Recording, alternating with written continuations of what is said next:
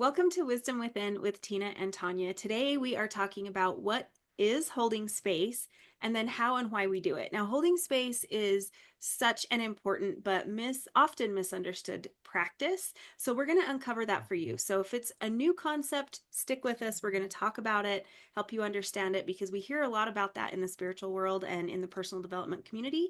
So we want to uncover the mystery about what that is.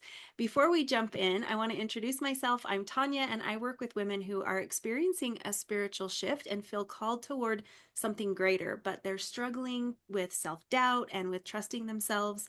So I guide them to fully embrace their power and step into their next level. And Tina, would you introduce yourself?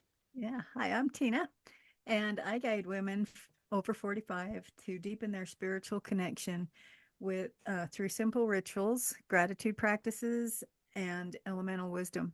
And I help them weave that sacred spirituality into everyday life with ease and meaning.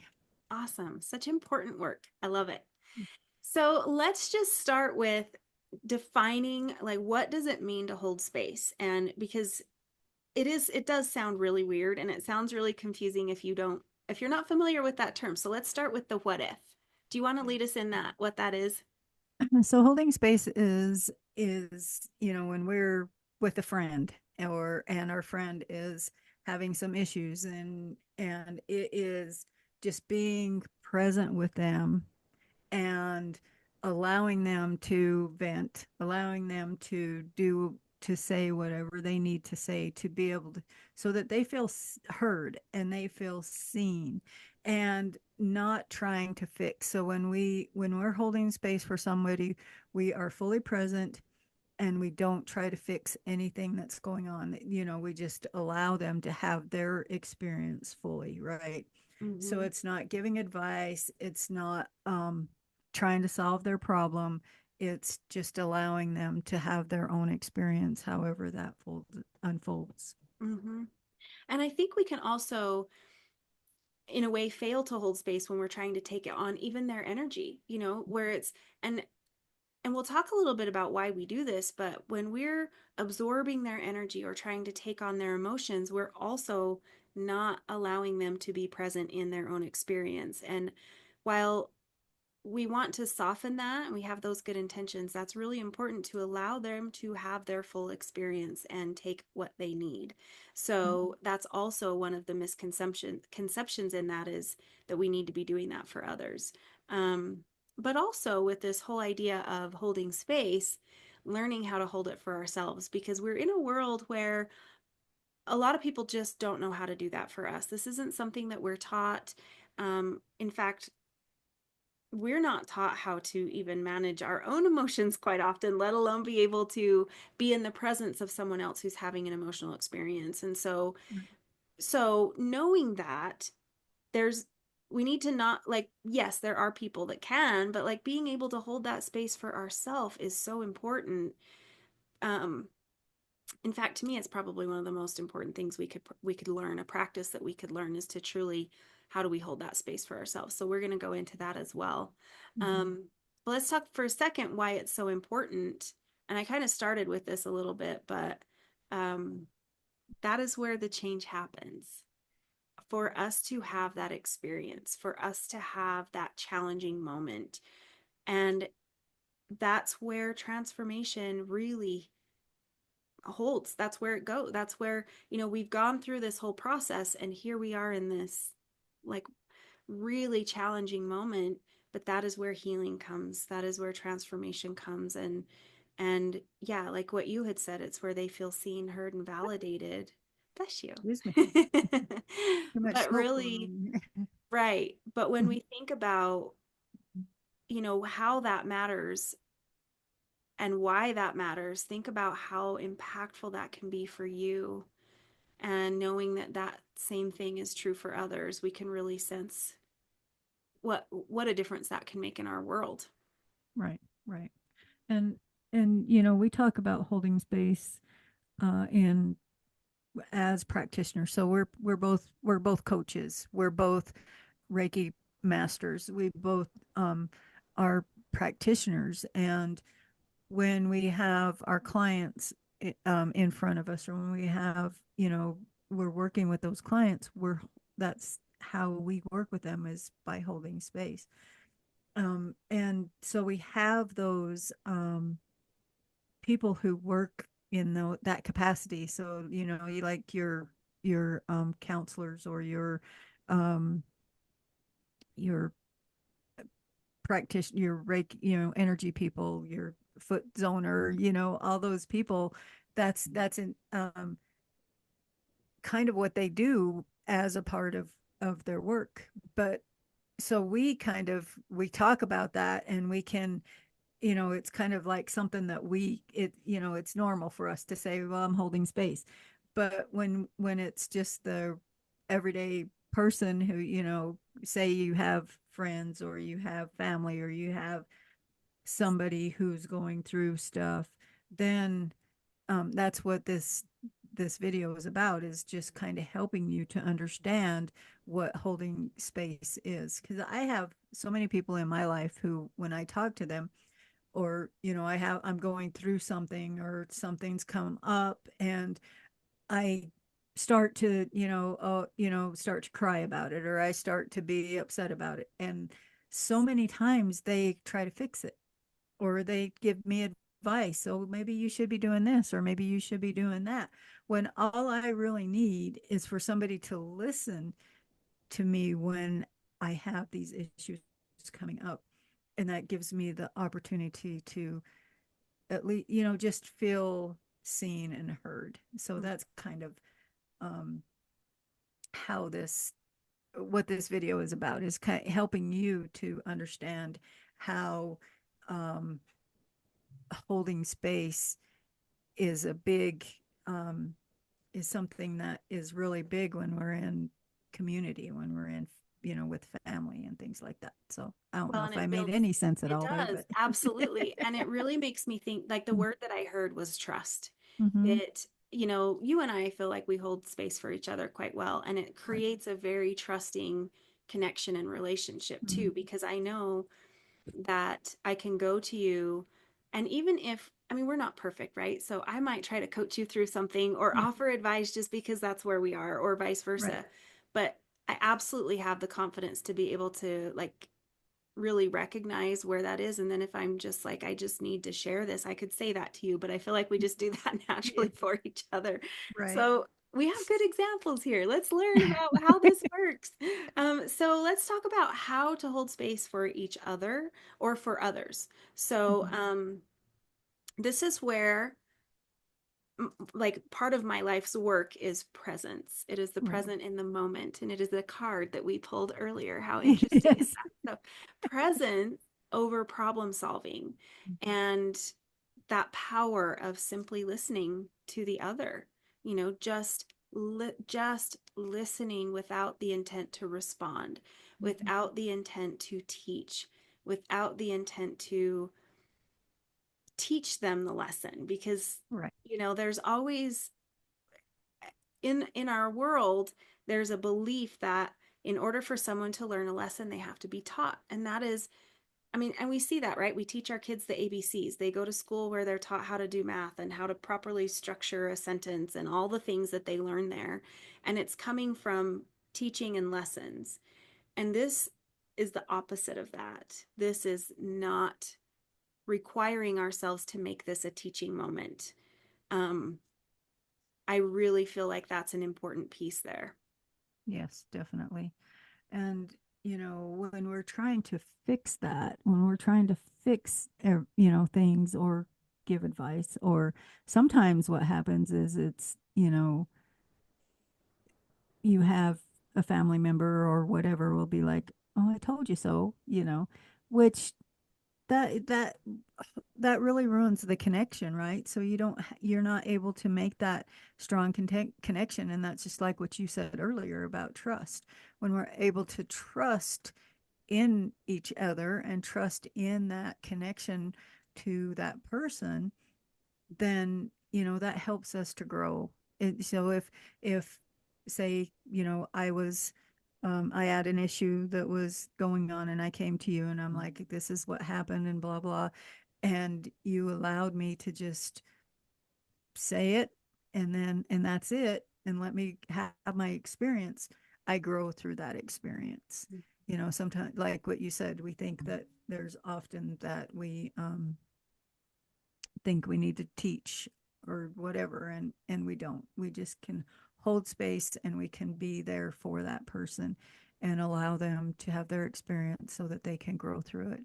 I Mhm. find this really hard with my kids because, so often the kids come to me and they want to, um they're crying about something, or they're having a really rough time about, you know whatever, their job or whatever.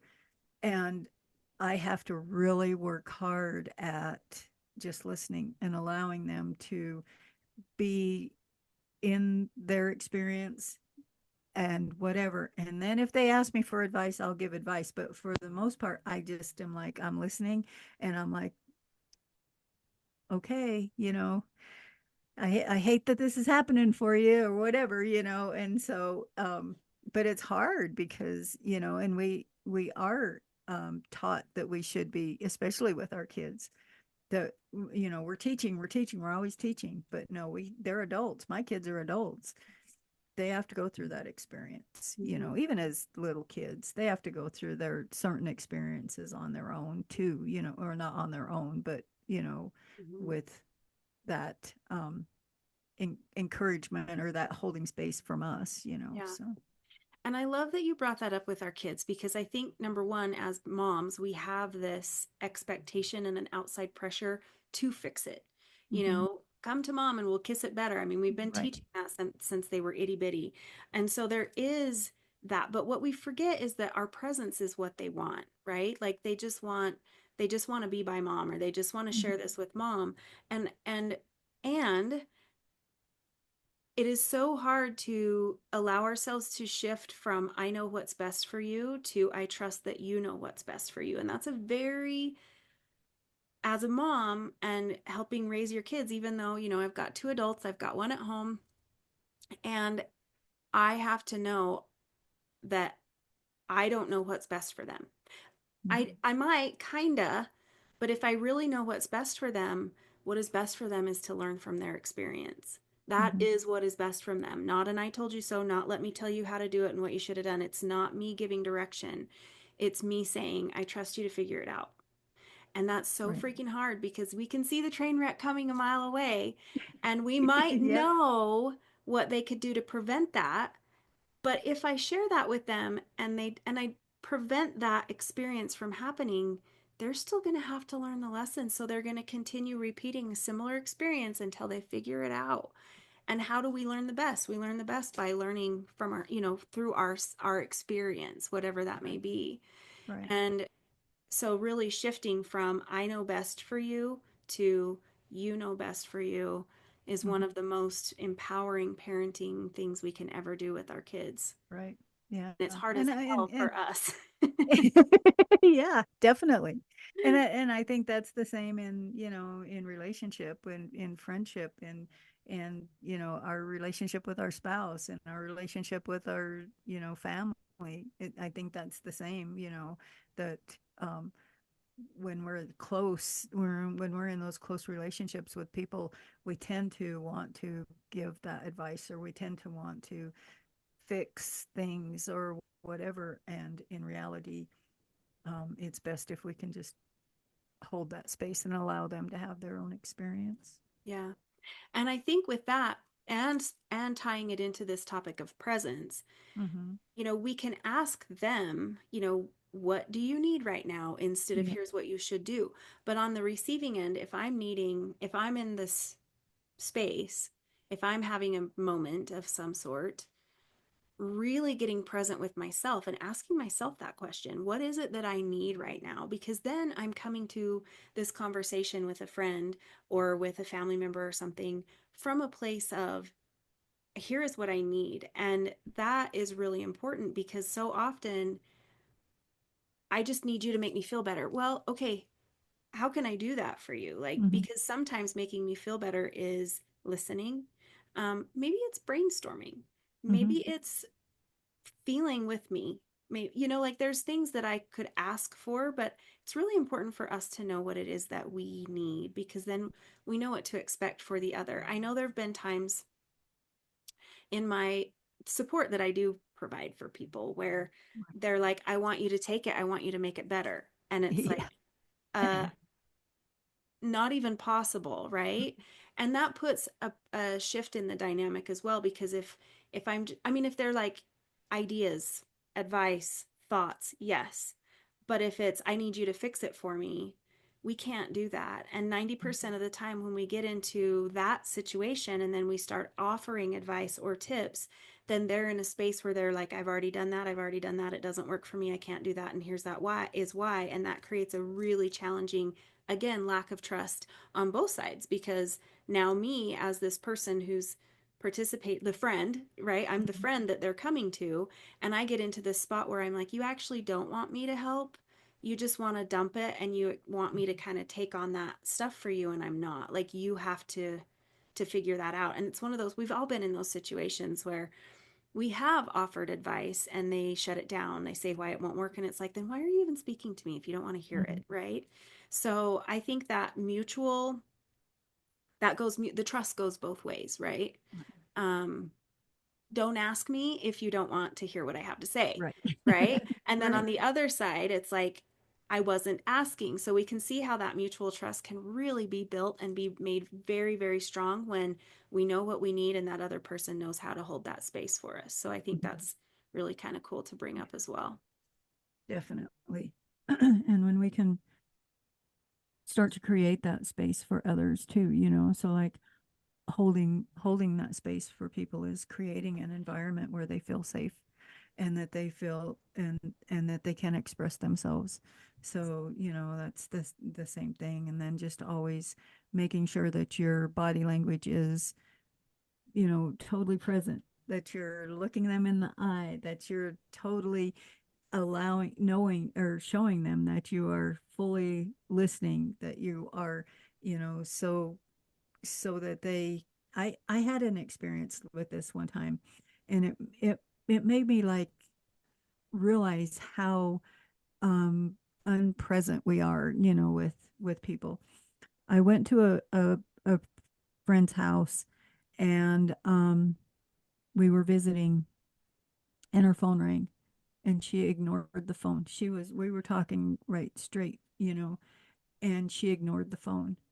And I was just like, wow, and we visited for a little bit longer, and another thing came in, and she ignored that. I mean, she was so focused on visiting with me that she just ignored all of the other outside um, distractions so that she could visit with me, which to me, it made me feel so um, validated and so just like, wow, where, most of the time what happens is the phone rings and we're like, oh, wait a minute. I got to catch this. Or, oh, some other distraction comes in and we're like, oh, wait a minute, this, and then I'll get back to you. So when we can have that space, hold space in that way, where we are fully connected with the person, that is building up that trust, building up that connection, and showing that person. And so that person feels validated, that person feels heard, that person feels like they were understood or whatever, and so yeah, that's one thing. And even when we're holding space for somebody who has an experience that's been totally different than ours, right? We haven't had that experience, we don't know, but we can still hold space for somebody in a way.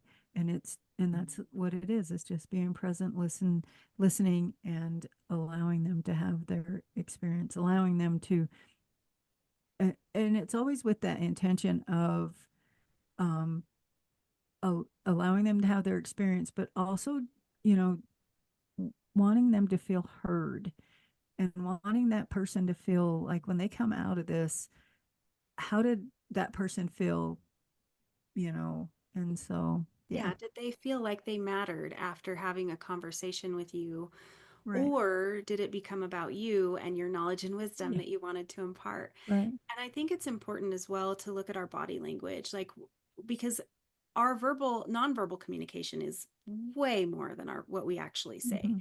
And I know I have a hard time with this. I do not have a poker face. I know, And me too. not It's me much too. of what people say can shock me in any way. It's not that. But I know there's times where in my mind I'm like, really? And I Hmm. know that's on my face. Yeah. So if I can hold that space truly from a place of genuine curiosity and not judgment, then those expressions don't really show up on my face. Hmm. Also, I get really excited. I'm a wiggler, so I have to be just aware of that, because sometimes if someone is speaking and I have, oh, I can help you with that, that's what my body language does. I mean, I start Hmm. like wiggling, I can feel it. I'm like a dog, and I Yeah. start to wiggle, and it shuts down there because that they sense that I have something to say. And I've Hmm. recognized that where, because I'm so excited, oh, I have something that can help you with that, Hmm. even though I'm not saying it, even though I'm not sitting here doing this with my hands, my expression, my body language changes. I've noticed that shuts them down, and then Hmm. they create an opportunity for me to speak. And that's not what I'm that's not what that is. That's not Right. holding space. So I have to be more, me personally, aware of even my own body language and what I'm conveying to them, because in essence that's conveying, okay, you need to hurry and finish your sentence because I don't want to interrupt you, but I have something to say, which says I've stopped listening to you, and Right. now I'm ready to insert my piece of fill in the Right. blank. And Right. so, really, when we can truly focus on that person and listen to what they're saying from a place of curiosity, we're going to be able to engage. And it doesn't mean we have to sit there stoic, and it doesn't mean that we don't continue to have a conversation, but we're facilitating it with things, instead Right. of, I mean, even just like, wow, Yeah. or just even shaking our head like, I can't believe that that happened to you, or how do you feel now, or how did you feel when that was said? Like, little facilitators like that can be curious rather than, well, I would have told him this, or I would have Yeah. said that. I mean, it's a very different, creates a very different experience. Yeah. Definitely. I feel that. Um. And also there's the emotional piece, right? Mhm. Because we need to be able to develop those emotional boundaries. And it doesn't mean, so in the role in which I used to work, my past career, I was really good at this. This was day 101. This was what they were teaching, was being able to, I worked with clients who had been through, they were in active trauma. This is something that had happened. They were talking about incredibly challenging experiences. And if I'm having an emotional reaction to what they're saying, what happens? They turn around and try to comfort me. That is Right. not something I ever want Mm-mm. people that I'm working with to have to feel. And also my friends, right? If someone's sharing something with me and it's just heart-wrenching, because we do hear that, right? Mhm. And especially when it's our friends and family, we love them and it is our heart hurts on their behalf. Mhm. It's okay, it's different when we're able to shed a little tear or I'm so sorry, but when we really start having that emotional reaction, it shifts the tide and they're no longer able to have their experience. Now they're trying to comfort us through ours, and it's really, we Mhm. kind of shift that breaks trust and all of those things as well. And we've seen that when we were kids growing up. Maybe it was an explosion, right? Like, I don't want to talk to mom because she loses her shit every time. Yeah. She blows up and she makes this a mountain out of a molehill, and I just wanted to vent to her for a minute. And the Mhm. next thing I know, she's called the school and she's talked to parents, and I'm over here completely embarrassed. And that's what happens a lot with our kids. They end up in a space where they're like, I'll never tell my mom anything ever again.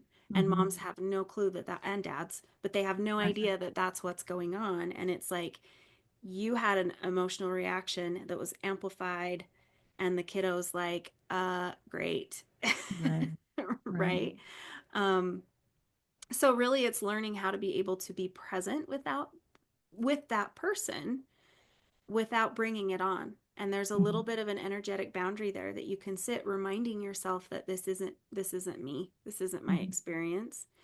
And even if I've had something similar, it's very disrespectful to be like, I know exactly how that feels. That happened to me too. I know how you Right. feel. No, you don't. We No, never do. We never no, do. no. Um, yeah, thoughts on that from you as well? Yeah, and just like being present without absorbing their pain or their, like you said, their emotions or whatever. It's like I've had times when I've done this myself and I found out I really don't have the right to do it. That I should be giving them the responsibility, right? It made me sick.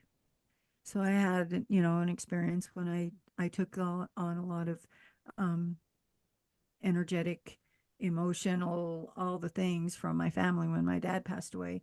And I was taking it on. I was like, consciously absorbing it, just like allowing it, trying to take it away from them so that they could have, so that they didn't have to have such a hard process dealing with it, which at the time I thought it was um I was helping, but really what I was doing was trying to take away their pain, which they needed to be able to process.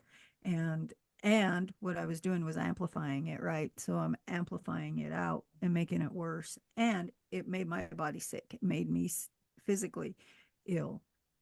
And so um we that it's very important to not do that, to realize that everybody needs to have their own experience. And I have no right to take away any, to even try to take away any pain, to even try to take away any of the.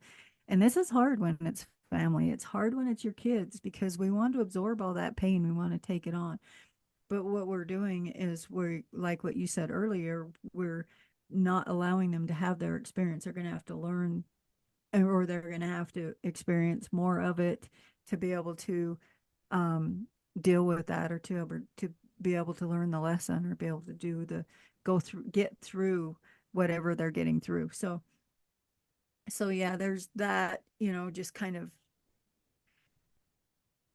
holding that energetic boundary and just so that you don't absorb, and it's like a conscious, you have to be conscious of that boundary, you have to be conscious of allowing them to have their experience and not trying to take it away from them, not trying to absorb it, not trying to bring it into yourself. Mm-hmm.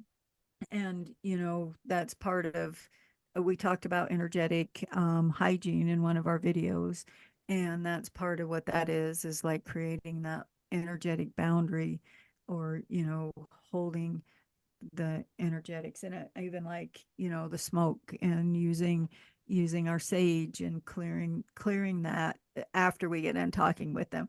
Sometimes you want to do it while we're talking, but no, we're going to do it after we get done talking because we're going to be present with them. Yep. And so, or sometimes, if it's something that is coming, you can always do some clearing and just do the energetic, set up your energetic boundaries. If it's something that they throw on you, it's like immediately you put up the boundary and you just be like, okay, we're going to hold this boundary so that I'm not absorbing this, but I am going to hold space for you, so. Well, and I know one thing that I see this more with friends and clients conversations versus practitioners, but it can go either way. But it's really, really cautioning and watching ourselves to not overly identify with what this other person is Definitely. experiencing, Mm-hmm. because and I watched this a lot in my previous role. So, an example, and this isn't an individual, this is a whole bunch of individuals. I saw this over and over and over again. And the intention and the well meaning is beautiful and powerful. But I would see moms bring in their kids, and the child would be talking about an experience that they had that was very similar to what mom went through. Mm-hmm. So think about this even in friendships, in family, in whatever. Many of us have had very similar experiences, right? And what I would see was that kicking in to, like, mom would kick into what I wanted. when that happened to me, this Mm-hmm. is what I wanted. Yep. And so they like take on that with a vengeance, right? Where I wanted justice. I wanted to see this person behind bars. I wanted. And in their desire to support their child, they really blur that what is it that my child wants versus this is what I needed. I Mm-hmm. needed maternal support. I needed someone to fight for me. I wanted. And they bring that energy to the dynamic of what their child is going through. And it's no longer about what the kid is, it's about me and my needs and Mm-hmm. getting my inner child needs met.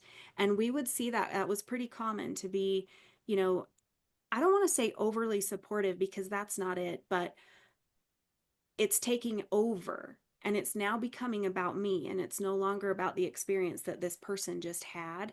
It's about me reliving mine and trying to heal myself through them, right? I want to get justice for my child. I want this person to go to prison, and not ever even sitting down with kiddo and truly listening. What do you want to see happen? Like, that's a very different thing, and things are not the same now as they were when we were kids and what we went through. Like, it's you're not comparing apples to apples. This is your experience with who you were in that moment. This is their experience with who they are in this moment, and that really Right. needs to be honored. And that gets blurred, especially, and I get it, there are kids, right? Mm-hmm. And we're cycle breakers, and we wanted to break that cycle, and we didn't want to see that happen. And there's so much more pressure when it's happening to your child as a mother than when it happened to you. And so just really, I mean, this is the work where it's like you go to therapy and work on your stuff so that you can get past not past, but Yeah. the emotional piece can be worked through, and you can support your child at the same time. So I think that's really important when we talk about holding space, especially with, because we can really over identify and steamroller the Yeah. situation.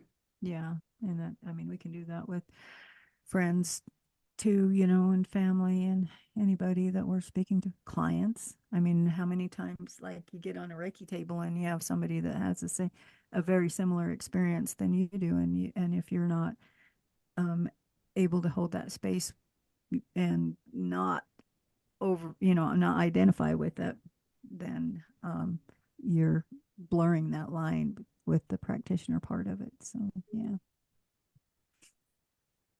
So let's talk about silence in holding space. Isn't it hard? It's so hard to be silent. And it's like when we have it's so uncomfortable, right? For to have those uncomfortable silences. So sitting there in silence while somebody's speaking, that's hard. hmm Um, and the beauty of holding that silence is really allowing their thoughts, because even though it feels awkward and it feels like an awkward silence to us quite Mhm. often because our thoughts aren't spinning around what just happened. And especially Right. if we're truly in this holding space, I'm calm. I'm not offering advice. I'm not looking for what I need to say to fix it. So I'm really in a state of kind of emotional or mental calmness, at least. Even if my thoughts are kind of spinning, anyway, it feels a little bit awkward because we feel like it's lasting forever. But for the other, it's allowing them an opportunity to let their thoughts, because their thoughts are most likely spinning around and it allows that to kind of calm, and then they can share a little tidbit more or find the clarity that they need where they're like, oh, I think this is really what's happening. And if we're not allowing that silent space, then they're not being able to come to that conclusion on their own. Right. Um, yeah, I know that for myself. I had a guy I was dating, we were having a difficult conversation, and my thoughts were just 90 miles an hour to the point where I could not complete a thought. I couldn't even respond to what he was saying because my mind was spinning so quickly, and he was not allowing silence. And he wasn't a bad guy. This wasn't a It was just a difficult conversation. But I was like, I remember being in my head and having these thoughts going, and I was just trying to grasp for one complete thing to say. And right when I felt like I got it, he'd say something else and it would start Mhm. all over. And I really, now I'm in a spot where I would be like, hey, you need shush. I need a minute. But at the time, I didn't know how to do that. And it was so awful to be that one experiencing that. And if he would have given me a little silence, a little space, that would have really changed the dynamic and allowed me to truly even formulate a thought, Mhm. especially one that was really impactful or what I was really going through. Right. And you know, the silence also helps you to sit in your emotion, right? So if we're holding space for somebody and we can sit in that silence with that person and they can be in their emotions, they may be crying, they may be, you know, mad, they may be whatever emotion it is, just allowing them to experience that emotion helps them to move that emotion through their body. um, and when we're able to move those emotions through our body, that's when we can start. That's the healing. That's where that healing begins, because oftentimes that emotion gets stuck in our body, especially we're not, if we're with somebody who's not allowing us, who are not allowing us to have that time to sit with that emotion, to be in that emotion. And so it's really important to stay silent, let them have their cry, let them be pissed off, let them, scream, shout, whatever they need to do. And then it moves through. And then that's when, they're able to um, come back, you know, to back it into their body without having all that emotion. So I really think that's important to watch out for, allowing yourself to be. And I know it is really, it's a tough, that's a tough one, because, what do we want to do? We want to give them a hug, or we want to hand them tissues, or we want to um, pat their hand, or whatever it is. We want to be doing all these things to comfort them. And when we do that, it knocks them out. It knocks them out of the emotion, knocks them out of whatever it is they're in. And so we need to allow them to have that emotion, allow them to sit with that emotion. And that's that is a hard part of, kind of holding space, is pulling yourself back from doing the comforting. And you know I had a lady in a drum circle once who, and I was very nervous she was going to break a drum, but she had one of my drums, and we were playing, I played a song, and it really was emotional for her, and she started hitting that drum, like, I mean, it was so hard. And I was just like, she's got, I'm letting her have it. I was like, oh God, I hope that drum doesn't break. But what happened was, another lady walked over to her and gave her took the drum and gave her a big hug, which, you know, didn't allow her to finish going through that emotion, right? And so I was a little bit disappointed in that, but I was like, well, at least my drum's safe.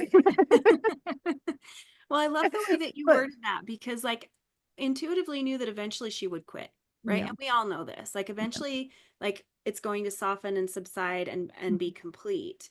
And allowing that natural process to happen is the gift. right. Yes, yeah. And so that's the hard part. And so when we can start to become comfortable with sitting in that stillness, or sitting in that silence in those conversations, that's magic for that other person. It's magic for, the group. I've really, really worked hard on that in my women's circles too, and my drum circles, is like, I tell people, at the beginning, is that we're here to hold space for each other, and that we don't offer advice unless it's asked for. So if it's asked for, then yes, we give advice, and we allow each person to talk and speak whatever it is that's on their mind. And it took me, and I still have times when I'm like, I want to say, and then I'm like, no, be quiet. But it's like, when we can get comfortable in that space of, just sitting, listening, allowing them to speak, that's magic. And I really feel like, especially like in these women's groups, or in these, because women a lot of times are never, you feel like you're not heard, right? We feel like we don't get that chance of being able to speak, because what happens, like our spouse, like I know for me, I go to talk to him, and he's like, well, maybe we should do this, or maybe we should do that, or and I'm like, no, I just want to say, I just want you to listen. I just want, somebody to just listen to what I have to say. I don't need anybody to fix it. I just want you to hear it. Mm-hmm. And that's what I really work on with my circles, because I feel like women, and it's probably man too, but I'm not around those men. Mm-hmm. But I just feel like, we don't get heard, it's and we're the ones usually holding space for others. Yep. So when we can uh have that chance to have somebody else hold space for us, then that's magic. I feel like I'm yeah, magic. Magic's my word today. It sounds like. And maybe you borrowed it from me because I love that word too. Yeah, I I think know. we use that quite a bit. Yeah. Um, I think one for me, learning how to be comfortable with the stillness um, takes time and patience and practice. But for me, one of my very best tools for that is to have a mantra. And that is Mhm. to say, my mantra is release. Just because it allows me to release my thoughts. I don't need to remember them. It is not, and I absolutely trust that if there is something that needs to be expressed, that there will be time and space for me to be able to share that. But Mhm. 90% of the time, it does not. And so, even if my thoughts are coming up with solutions for them, and oh, I have a tip for that, I have a tool for Right. that. Have you thought about energy healing? Like, whatever the thing might be, um, I I'm allowing that silence and even the entire topic of holding space, even if it's not silence, even if they're sharing and whatever that may be, I just mentally release. And I just say release. I don't mentally release. That is the word that I bring to Yeah. my mind. And that helps remind me that I can release their energy, number one. I can release the attachment to their emotions, number two. I can release the thoughts that are coming up for me. Like the word release is in all ways for me. And Mhm. so whether I'm sitting in silence and letting them have that experience, or they're talking, because our minds are just they're wired to create to Mhm. solve a problem. That's what our brain Right. does. So as our mind starts spinning, just like release. And that's what I do. If I feel it going, I release, because I don't need it right now. My job is not to think and to solve and to fix. It is release. And so that's one of the tools that I use that has really helped me with that. Um, and then going into it, like you said, if they spring it on you and you're not expecting it, that's one thing. But if I know that they're struggling and they're on their way over or whatever, to be able to remind myself going into that conversation that this is not about me, this is Mhm. about them. And I've done that a bit with my kids, even still, where they start talking about something, and for me to be able to be like, this is not about me, this is their experience. Right. And then even release, so those are tools that are practical and simple, very simple, can really help make our own discomfort in the moment easier, because what that's reminding me, release. Oh yeah, okay, this isn't for me to carry. I love that. I love that mantra. That's Mm-hmm. awesome. And it's simple. I do that. I use that one for a lot of things. Yeah. Even when I go into Walmart, I'm like, release, Really. release, release. And that's probably Right. why I use that word, because it is my go-to and I use it Yeah. all the time. Mhm. And it's just my quick grab Mhm. mantra, and it's helpful even when I catch myself in a negative spin cycle. When I'm alone, I'm saying release. So Yeah. Yeah. Yeah, that's awesome.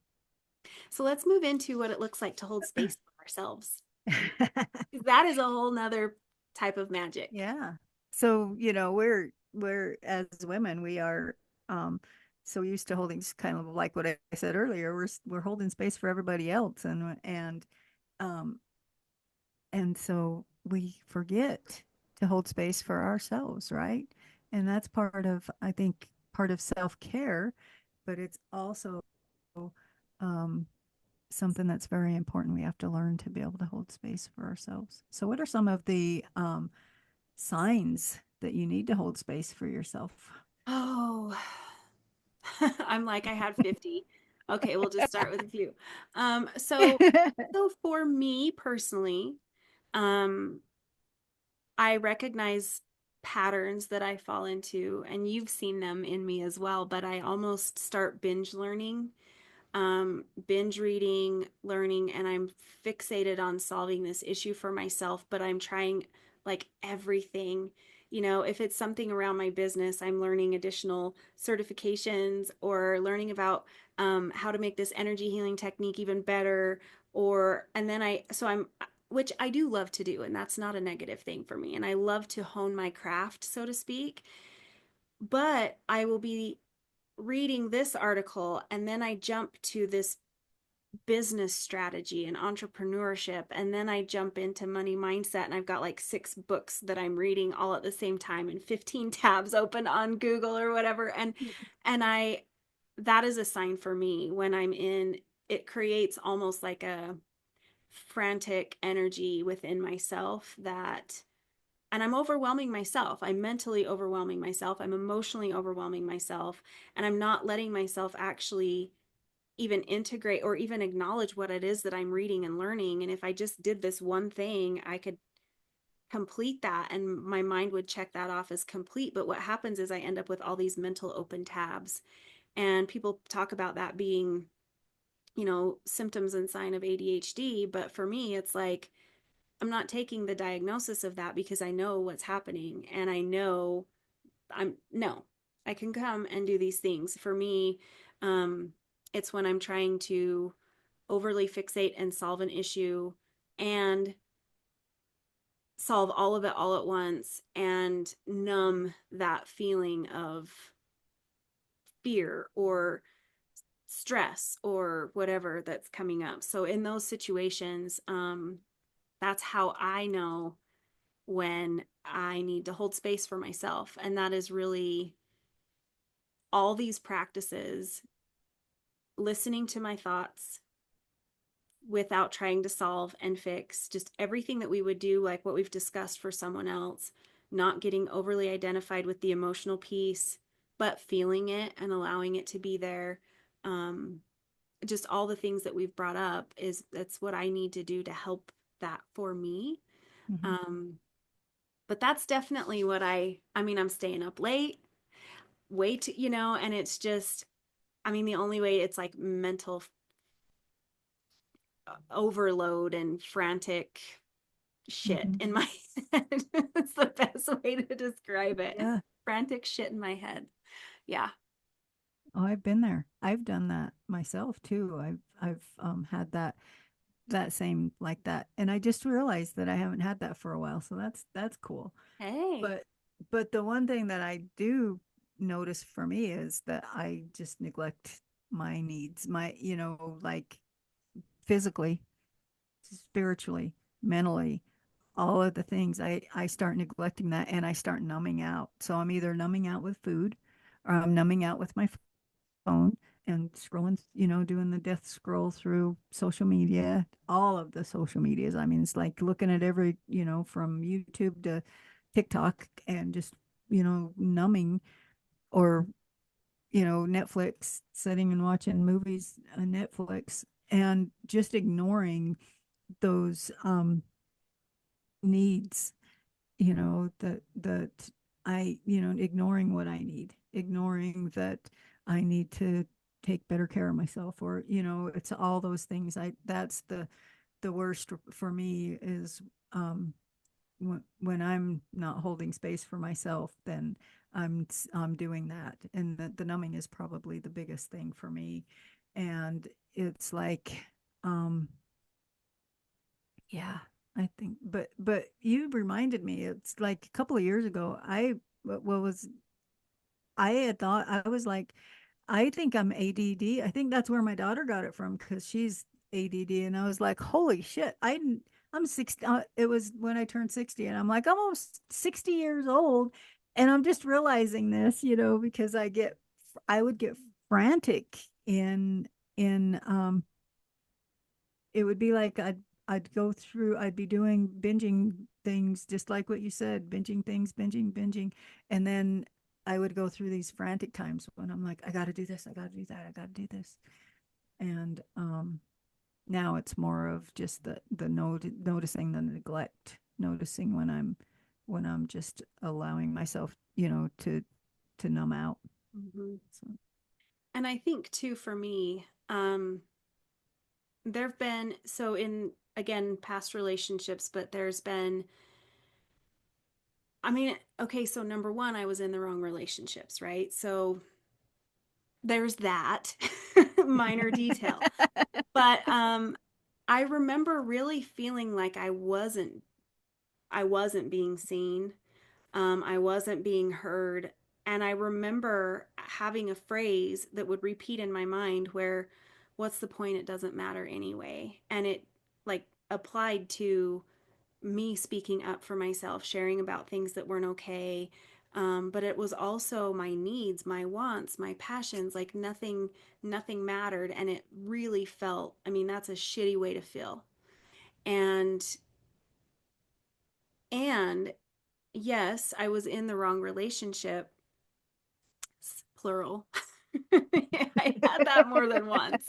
Um, but it was also, when it came right down to it, who it was me that needed to put myself on the priority. mm, And I can blame them, but the only one whose fault it was mine. And I have to take ownership of that. Now, they were not in a place where they could hear me or whatever, but I really recognized how I was speaking up and asking for what my needs, whatever those needs were. I need to be respected. I need to feel loved. I need to um, have you speak to me nicely, like all of those types of things. And when I would share that and I would get the negative response or even the dismissal, then I would take that and say, okay, it doesn't really matter. I'm being hypersensitive. And even if they were projecting that onto me, I accepted that gift from mm, them. And I tried to fix myself and I tried to do all those things. And really what I needed to do was see and hold space for me. And when I mm, did, when I really sat down and held space for myself, I realized I'm not asking for too much. I'm not being needy. When I really got real with me and looked at all of that, I was like, I'm actually a really good person. And I'm not asking for too much. Like, this is a normal human, like, this is, I'm asking for a healthy relationship. That's not mm. bad, right? Right, right. And and really recognizing within myself by holding that space to say I can't do this alone. Like I can't make an unhealthy relationship healthy by working on myself and by doing all these additional practices. If it's an unhealthy relationship, it's unhealthy. And I had to really give myself space to come to that conclusion and to see where I was sending mixed messages. It's almost like through my requests I was sending ultimatums, but then through Mhm, my behavior I was saying, oh, it's okay, it's okay, it's okay. And so being very, I don't want to say blame because I didn't blame and shame myself. I was just honest with it, with myself and looked at that in that way. And I held space for me for the first time. I don't know that I've ever had that before, but like I held it. I mean, maybe others had held space for me, but that was the first time I truly ever held space for myself and really allowed myself to receive the lessons, the wisdom, and set boundaries and move forward from there. Now that ended in divorce, it ended in breakups, it ended in a lot of different things, but that's okay. That was what I needed to be able to make those decisions so I didn't continue in that space. right, right. Yeah, I've felt that too when I didn't feel like anything mattered. Anything I said mattered. But yeah. So, what are some ways to hold space for yourself? How did you hold space for yourself in those situations? Oh, I I did meditation was a big one for me. Being able to really tap in. So my meditation, I would go into the meditation with what was it that I wanted? Um, and unapologetically, that word unapologetic was huge for me because I apologized for existing. I mean, I apologized for everything, and I apologized for my wants and my needs, and really, so going in with, okay, removing all of that, what is it that I truly want and need, and just allowing myself to be real in the meditation and to visualize the life that I wanted to have and the emotions I wanted to feel. And that was a big one for me. And then of course journaling, because I'm a writer downer. Mhm. Everything is um and journaling has very much shifted for me, and that is now, I mean, at the time it was sorting through my thoughts and getting them out of my head and onto paper, and now it is connection with me, and it is, I hold that space for myself in the journal. I give myself time to not be distracted, to get what needs to come out. And even when I'm being, because there's times I'm still incredibly brutal on myself, and to be able to put that down on the page and start writing. And I've noticed that no matter how many pages it is, at some point that shifts, and I go from being brutal to being softer, to being kinder, to understanding, to compassion. And towards the end of that experience, there's a lot of love for who I am and where I am. And so that is a way for me to hold space for myself.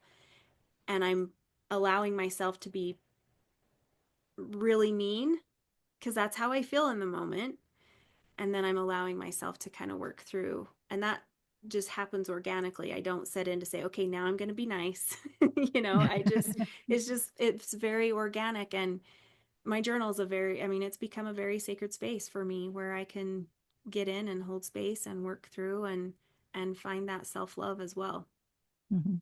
Yeah, I love that. What are some of yours? Yeah, the same. Meditation, journaling. A lot of mine is walking outside. So when I go for my walks, that's when my mind's moving, when I'm thinking, when I'm in that, I don't know, creative zone. I don't know what you call it, but it's when my mind is thinking about the things, or and so I'm able to um, be more gentle with myself when if I'm going through issues or whatever. I'm able to hold space through that, through my walks and through being out in nature. But the meditation has really shifted for me in the past, even just the past few months. But it started out as a way of kind of like what you said about, just, helping me to calm my nervous system, helping me to move through whatever issues were going on at the time, and just allowing myself to be present. And I think that's meditation and mindfulness were some of the things that I really worked towards to help me to just have that was my space, that was my time. And so that's was my way of holding space for myself. It's really evolved, like I said, just in the past few um, months into a practice that is more of a healing practice. I don't even know what to call this practice I'm doing now. It's just something that I know um, I need to do, and it's something that I do every morning. Um, Journaling is the other thing, just like what you said, where I write down, and I have times, and the gratitude, of course, being um, my gratitude journal. But I started writing in the morning pages, and that's my time. It's like with those morning pages, my gratitude journal, I do the gratitude, I write down my gratitude, but then the morning pages, I just write all the shit, everything, and that's kind of like like what you said, just the holding space. And I find myself sometimes being brutal to myself too, but then also allowing it to move into um, being more of, where I'm in a gentler space and I'm like, oh yeah, this is cool. You got this or whatever. The other thing that I used to do a lot um, that I don't do as often anymore, and I guess I do, but I don't think about it consciously, but it's sitting with your feelings, right? Allowing yourself to sit with your feelings because when we can allow ourselves to have those feelings and not try to fix it as we're, even like in the journaling, there's times I know I've caught myself, well, what do I need to do? What do I need to fix? What do I need to, and allowing ourselves to just be in that energy, in that feeling, in that whatever's going on at the time, and just, you know, sitting with it. When we can sit with it, how long does it take? Like 90 seconds for an emotion to run through your body? If Mhm. we can even just sit for 90 seconds, and allow that emotion to just kind of run through, that helps us to release it, so that we're not, the emotion's not getting stuck somewhere. Mhm.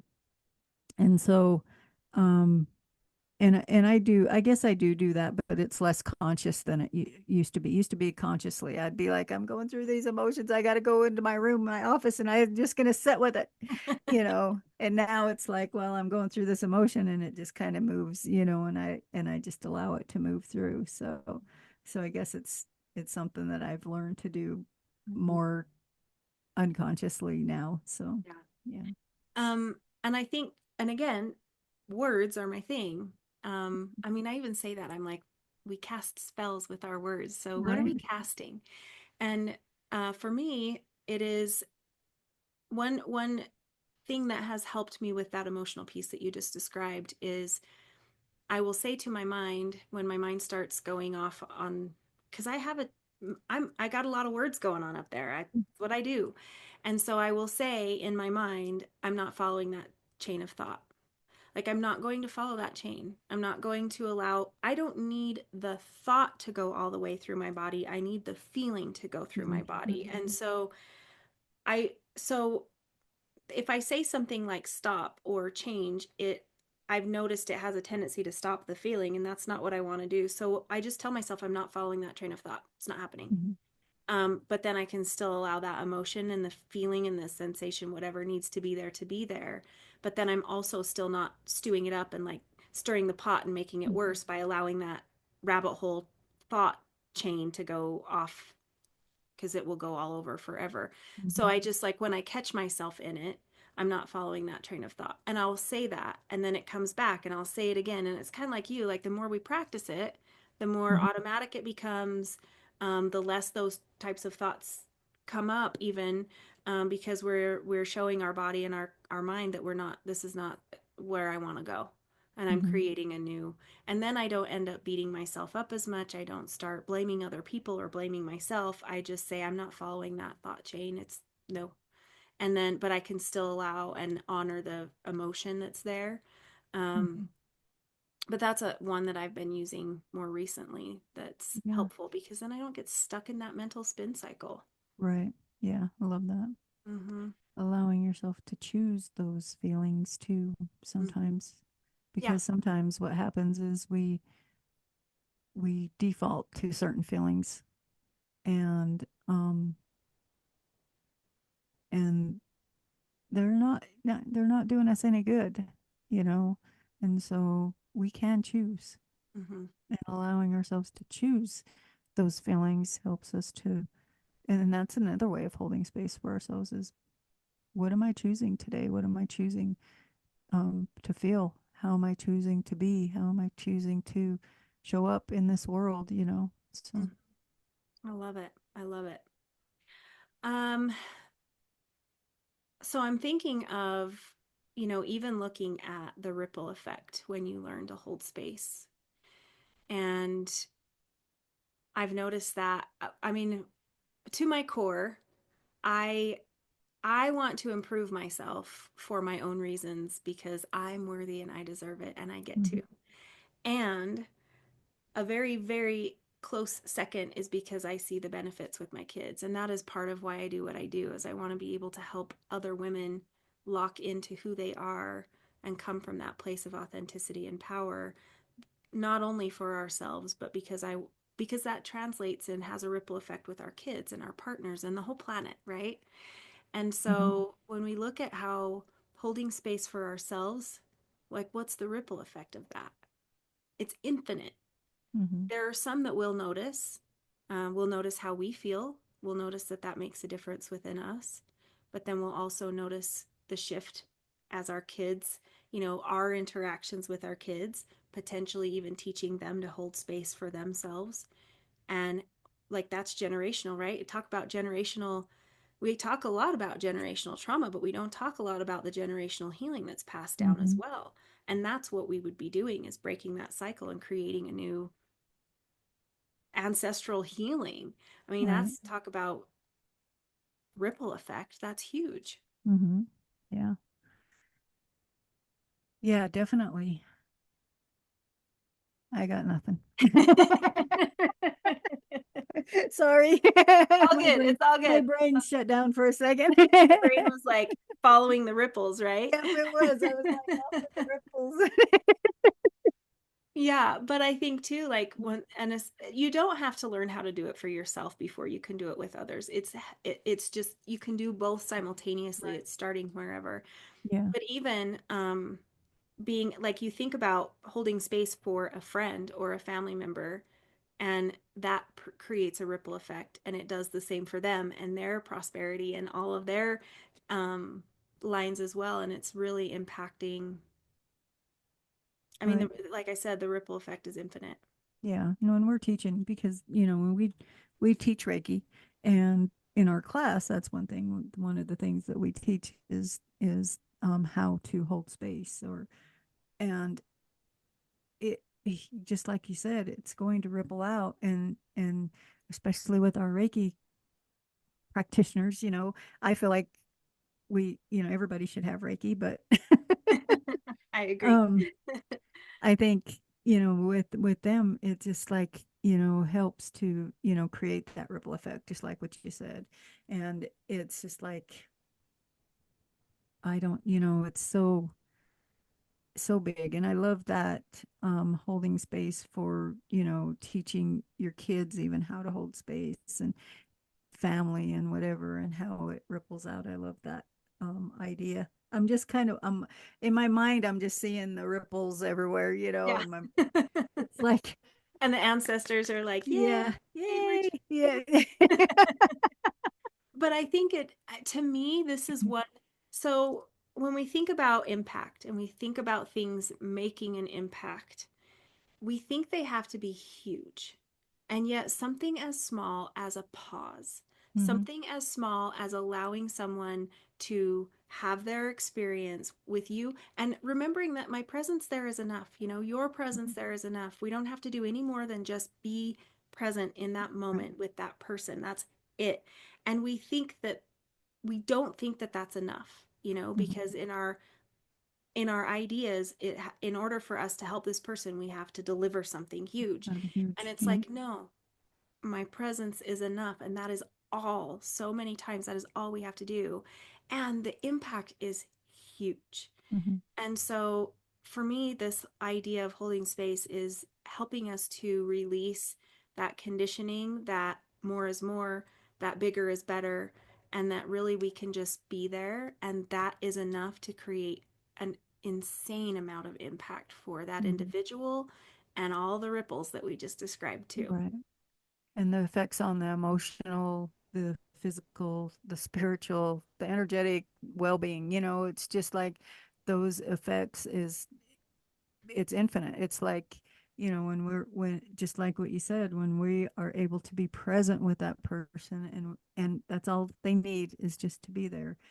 It affects their emotional well-being. It affects our emotional well-being because we know we're able to hold space for that person, and we're able to help them through whatever, just by being present. And so it's that, ripple effect there too, with the emotional, the physical, the mental, the spiritual, the all of it, the energetic well-being. For it just helps us to really build that up and bring that into. So Mhm. I love it. I love this yeah. conversation and Yep. this practice. Do you feel like there's anything else that we need to add or anything that we've missed? You get better. The more you practice it, the better you get at it. So just remember that when you're holding space, we're all going to have those times when we jump in, but bring it back and allow yourself to be silent and hold that space and just practice. Mhm. And trying to maybe try it out a little bit this week and see how it feels to you, and then just allow yourself to hold that space for others and see, just see what it's like for you and what it's like for them. And when you see how it affects the other person, that's when you're like, oh, I'm going to get better at this. I'm going to do this more. That's, Mhm. at least for me, that's how it is. So, Mhm. I love it. I agree. I agree with that. yep, Very cool.